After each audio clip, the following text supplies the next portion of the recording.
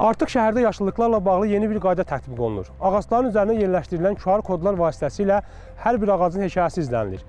Məqsəd təbiəti daha yaxından qorumaq, ekologiyaya nəzarəti gücləndirmək və yaşıllıqlarla münasibətdə məsuliyyəti artırmaqdır. Proses mütəxəssislərin iştirakı ilə həyata keçirilib, ağacların növü, yaşı, kök sistemi və inkişaf vəziyyəti nəzərə alınıb. Eyni zamanda ərazilərdə olan ağacların qeydiyyatının aparılması və monitorinqinin asanlaşdırılması məqsədilə onların üzərinə QR kodlar yerləşdirilib. Artıq ötən ilin noyabr ayının 7-sindən Naxçıvan şəhərində Naxçıvan Muxtar Respublikasının Ekologiya və Təbii Sərvətlər Nazirliyi tərəfindən ağacların nömrələnməsi prosesinə başlanılıb. Bu müddət ərzində artıq 498 ağac nömrələnib.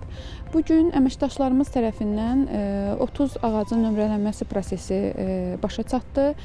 Belə ki, ağacların üzərinə xüsusi QR kodlar yerləşdirildi. Bu QR kodlar vasitəsilə demək, ağacların yaşını, növünü, adını və hündürlüyünü və digər məlumatlarını siz görə bilərsiniz.